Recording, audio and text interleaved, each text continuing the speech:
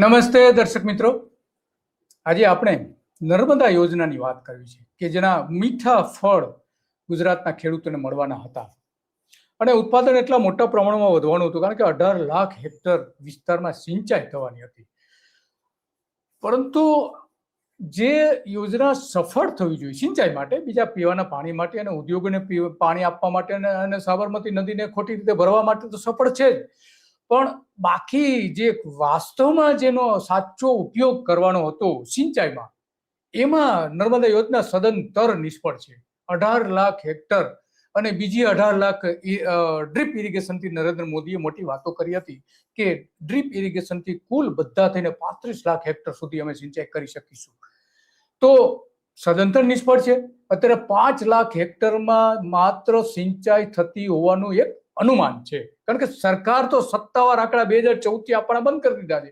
એના પબ્લિક ડોમેનમાં સરકાર છેલ્લા આંકડા જે આપ્યા છે એ નરેન્દ્ર મોદી મુખ્યપ્રધાન હતા ત્યાં સુધી આપે, ત્યાર પછી સત્તાવાર રીતે કોઈ જ વિગતો સામાન્ય પ્રજા મેળવી શકે એવી વિગતો કોઈ જ નથી.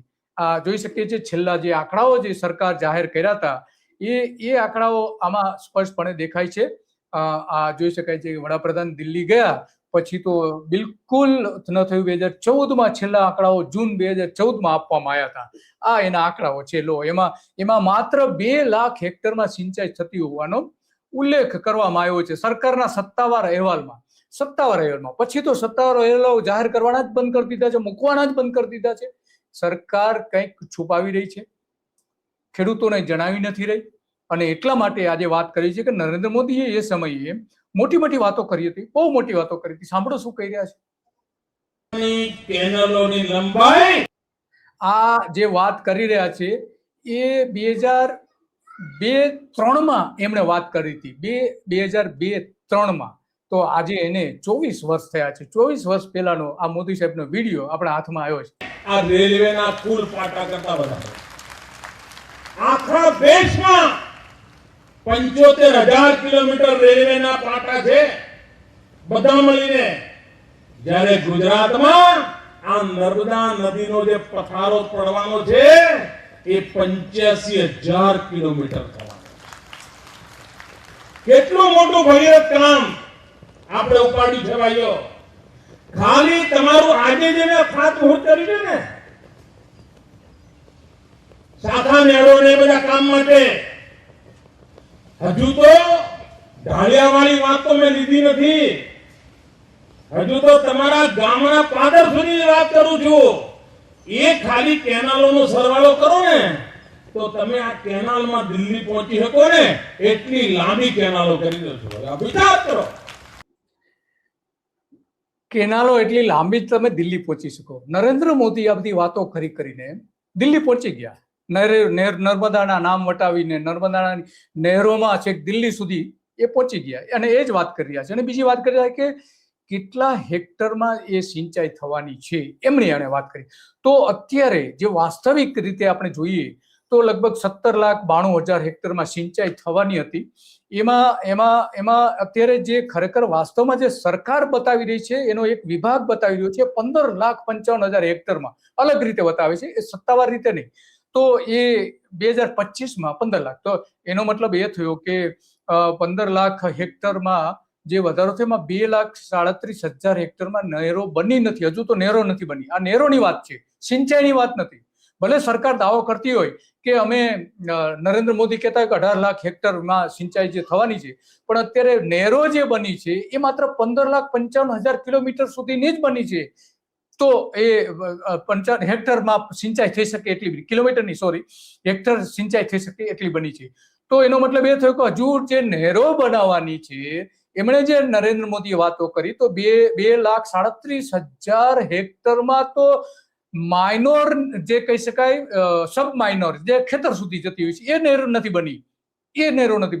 જ્યારે જે માઇનોર નહેર કહી શકાય કે જેમાંથી અલગ અલગ ખેતરો સુધીની બ્રાન્ચ બનતી હોય છે એમાં 17,92,000 હેક્ટર બની ગઈ હોવાનો દાવો બનાવવી જોઈતી હતી. એમાં 17,26,000 હેક્ટરમાં નહેરો બની ગઈ છે એવો દાવો કરે છે. બાકીની જે 66,000 હેક્ટર હજુ સુધી નેર બની નથી, આ જે માઇનોર કેનાલ, તો એનો મતલબ થયો કે કુલ 3 લાખ હેક્ટર સુધી જે નહેરો બનવી જોઈએ એ બની જ નથી, બિલકુલ નહીં. તો પછી કઈ રીતે સરકાર વાત કરે છે કે અમે નર્મદા યોજનામાં સફળ થયા છીએ? વાત એ આવીને ઉભી રહે છે. અને એટલા માટે આ આપણે વાત કરવી પડે છે કે નરેન્દ્ર મોદી જે દાવા કરતા હતા 2003માં કે દિલ્હી સુધી નહેર પહોંચી ગયા પોતે, પણ દિલ્હીને મદદ કરવી જોઈએ, દિલ્હીએ જે મદદ કરવી જોઈએ એ પણ નથી કરી. એ પણ આપણે પાછળથી જોઈશું કે એ પેલા નરેન્દ્ર મોદી જે કહી રહ્યા છે એ પણ કહીએ કે નર્મદા યોજનાના કારણે ખેડૂતો સમૃદ્ધ થયા છે. 2002-03માં આ વાત કરી રહ્યા છે, વિચાર કરો. તો અમારા છે કચ્છની પાકિસ્તાનની સરહદે અમારા જે ગામો છે ત્યાં પાણી કેવું જોશ બંધાવશે.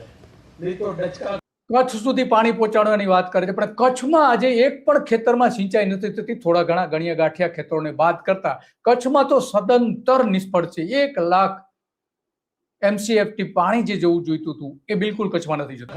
ખાતું આવશે. અને એટલા માટે નર્મદાની ડેમની ઊંચાઈ વધારવી જરૂરી છે, એમાં આડે આવી રહ્યા છે. ભાઈઓ બહેનો, આ સરકારે મહા મહેનતે કામ ઉપાડ્યું છે પાણી પહોંચાડવાનું. આ સરકારે કામ ઉપાડ્યું છે કૃષિ ક્રાંતિ કરવાનું. અને તમારો રાધનપુર તાલુકો, આખો પાટણ જિલ્લો, સમીનો આખો પટ્ટો, આની પર ધરતી ધૂળની ડમરીઓ સિવાય કાંઈ જોયું નથી. એ ખેતરો લીલાછમ થવા માંડ્યા છે. આ આપણો જિલ્લો દાડમની ખેતી કરતો થયો, ખારેકની ખેતી કરતો થયો, તરબૂચ, મેં હમણાં પ્રદર્શન જોયું, આ વિસ્તારમાં તરબૂચ થાય. બોલો, કોઈ કલ્પના? તો તરબૂચ સુધી પહોંચી ગયા મોદી સાહેબ કે આટલી સમૃદ્ધિ વધી છે સિંચાઈના કારણે, અને વાતો બધી મોટી કરે છે, પણ વાસ્તવિક સ્થિતિ જે છે અલગ છે. આ નર્મદાનો જે કમાન્ડ એરિયા છે, જે નહેર મેઇન કેનાલ જે લાલ રંગથી બતાવવામાં આવી છે, અને બાકી બીજી જે શાખા નહેરો બતાવવામાં આવી છે, અને કેટલા વિસ્તારમાં સિંચાઈ થવાની હતી એ બધું જ બતાવવામાં આવ્યું છે. કચ્છ, રાધનપુર અને એ બધા વિસ્તારોમાં પાણી જવાનું હતું, પણ પાણી આજે મળતું નથી. સવાલ એ આવીને ઉભો રહે છે. અને એટલા માટે આપણે જોઈ શકીએ છીએ કે કેન્દ્રમાં વડાપ્રધાન થયા પછી નરેન્દ્ર મોદી સતત અન્યાય કરી રહ્યા છે. આપણે 9 MAF પાણી એટલે કે કુલ નર્મદા બંધમાંથી 32% પાણી આપણે મળવું જોઈએ, એ આપણો હિસ્સો છે. પરંતુ અત્યારે આપણે જાણીએ છીએ કે નર્મદા યોજનામાં જ્યારે 85,000 કિલોમીટર નરેન્દ્ર મોદી કરી રહ્યા છે, પણ વાસ્તવમાં અત્યારે જે છે 71,748 કિલોમીટરની નહેરો, શાખાઓ, મુખ્ય નહેરો, પ્રશાખાઓ આ બનાવવાની થાય છે. તો એ આંકડો પણ એમને એ સમયે ખોટો બોલી રહ્યા હતા. તો આ આખો જે વિસ્તાર છે એમાં 17 જિલ્લા અને 77 તાલુકા અને 3,177 ગામોમાં આ પાણી પહોંચાડવાનું હતું 18 લાખ હેક્ટરમાં, અને માત્ર 10% એ નરેન્દ્ર મોદી ગયા ત્યારે પહોંચાડી શક્યું, માત્ર 10%, 2 લાખ હેક્ટર. તે આપણે જોયું. ત્યારબાદ પબ્લિક ડોમેનમાં જે સત્તાવાર વિગતો મૂકવી જોઈએ એ વિગતો નથી કે કેટલી વાસ્તવમાં સિંચાઈ અત્યારે થઈ રહી છે. એટલે કે આપણે અનુમાન મૂકી શકીએ કે 5 લાખ હેક્ટરથી વધારે સિંચાઈ થઈ રહી નથી. તો આ આખો વાત મૂળ છે કે ઉત્તર ગુજરાતમાં સૌથી વધારે પાણી મળવાનું હતું. સૌરાષ્ટ્રમાં સૌની યોજના સાથે સૌરાષ્ટ્રને 5 લાખથી 6 લાખ હેક્ટર, અને ઉત્તર ગુજરાતને નર્મદા યોજના માત્ર 3.5 લાખથી 4.5 લાખ હેક્ટરમાં સિંચાઈ થવાની હતી, અને સૌરાષ્ટ્રમાં 5 થી 6 લાખ હેક્ટર સિંચાઈ સૌની યોજના સાથે ગણીએ તો, અને કચ્છમાં 1 લાખ હેક્ટરમાં સિંચાઈ થવાની હતી. બિલકુલ અત્યારે સિંચાઈ થતી નથી. 1,10,000 હેક્ટરમાં સિંચાઈ થવાની હતી પણ નથી થઈ. તો આ મૂળ વાત સવાલ એ આવે છે કે મધ્ય ગુજરાતમાં 3 થી 4 લાખ હેક્ટર સિંચાઈ થઈ રહી છે, એમાંથી અડધી માંડ થતી હશે, અને સૌરાષ્ટ્રમાંથી 1 લાખ હેક્ટરમાં પણ નહીં થતી હોય એવું અનુમાન આપણે મૂકી શકીએ છીએ, કારણ કે કોઈ સત્તાવાર રિપોર્ટ એના આપને મળતા નથી. ટાઈમ્સ ઓફ ઇન્ડિયાનો રિપોર્ટ જે છે એ એક બહાર આવ્યો છે, એમાં 2024માં એવું કે ટાંકવામાં આવ્યું છે, અધિકારીઓનું નામ નથી, માત્ર ટાંકવામાં આવ્યા છે કે અધિકારી સોર્સિસ જણાવી રહ્યા છે એમ કરીને. નર્મદા નહેરનું નેટવર્ક 17,92,000 હેક્ટરમાં પૂરું થઈ ગયું છે. 70,000 કિલોમીટર નહેરમાંથી 63,000 કિલોમીટરના નહેર બની ગઈ છે. 85,000 કિલોમીટરની નરેન્દ્ર મોદી વાત કરે, હવે માત્ર 70,000 એટલે કે 15,000 કિલોમીટર નહેરો ઘટાડી દેવામાં આવી છે, વધારવી તો બાજુ રહી, 85,000ની 1,00,000 કિલોમીટર સુધી પહોંચાડવી જોઈતી હતી, એને બદલે જે નક્કી કરેલી હતી 85,000 માત્ર 70,000 કિલોમીટરની નહેર ટાઈમ્સ ઓફ ઇન્ડિયાનો આ અહેવાલ કહે છે. તો એમાં જે નહેરનું માળખું બનાવી દેવાયું છે 2024 સુધીમાં, એવો દાવો કરવામાં આવ્યો છે કે શાખા નહેરો છે 99% પૂરી થઈ ગઈ છે, વિતરક નહેરો જે છે 96%, માઇનોર જે નહેરો છે 93% અને સબ માઇનોર લગભગ 90%ની આસપાસ 2024 સુધીમાં પૂરી થઈ ગઈ છે, એવો છે. તો બીજી બાજુ નરેન્દ્ર મોદી આના માટે આ બીજો એક ઇન્ડિયન એક્સપ્રેસનો પણ અહેવાલ છે, એમાં એ સ્પષ્ટપણે કહે છે કે જે સૌની યોજના માટે જે સરકારે, કેન્દ્ર સરકારે, નરેન્દ્ર મોદી સરકારે 1,500 કરોડ રૂપિયા જે આપવાના થતા હતા, તો એ માત્ર 35% જ એને આપવામાં આવ્યા છે, એવું ઇન્ડિયન એક્સપ્રેસનો પણ એ અહેવાલ આપણે જોઈ શકીએ છીએ. તો આ આખી વાત આપણા માટે એટલા માટે મહત્વની બની જાય. નરેન્દ્ર મોદીએ મોટી મોટી વાતો કરી હતી, પણ આમાં કંઈ થયું નથી, કારણ કે વડાપ્રધાન થયા પછી નરેન્દ્ર મોદીએ 3 વર્ષમાં, એટલે કે 2020 થી 2023માં 1,500 કરોડ રૂપિયા, એટલે કે માત્ર 35% જ રકમ આપી હતી. 1,500 કરોડ રૂપિયા માત્ર 35%, 65% તો આપી જ નથી. તો આ ત્યાં ગયા પછી અને ત્યાર પછી એની પહેલાનું નરેન્દ્ર મોદીનું વલણ એકદમ ભિન્ન જોવા મળે છે. જૂઠ સિવાય કશું નથી. 2015 થી 2020 સુધીમાં 33% રકમ આપી ન હતી. બીજા એક અહેવાલ પ્રમાણે, વિધાનસભામાં જે આપેલી વિગતો પ્રમાણે 2014 થી 2017 સુધીમાં 5,784 કરોડની માંગણી ગુજરાત સરકારે નર્મદા યોજના માટે કરી હતી, પણ નરેન્દ્ર મોદીએ માત્ર 50% જ રકમ આપી અને 2,572 કરોડ રૂપિયા એમાં આપ્યા.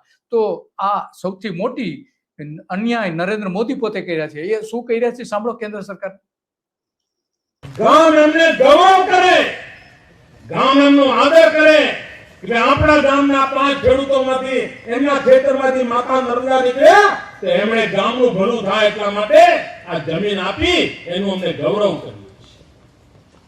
એવું ન થાય કે ભાઈ જા હાલો એના ત્યાં જો આપણે રહી ગયા, ચલો શાંતિ, એવું ના હોય. આપણા બધાની સહિયારી છે. 30,000 કરતા વધારે એકર જમીન માત્ર કેનાલોના કામ માટે આ ગુજરાતના મારા ખેડૂત ભાઈઓ બહેનો આપ્યા છે. નહીં તો જમીનનું પણ કેવું હોય, એક ભાઈ બીજા ભાઈને 2 ફૂટ જમીન આપવાની હોય ને તો માથું વાળી નાખે, ખબર છે?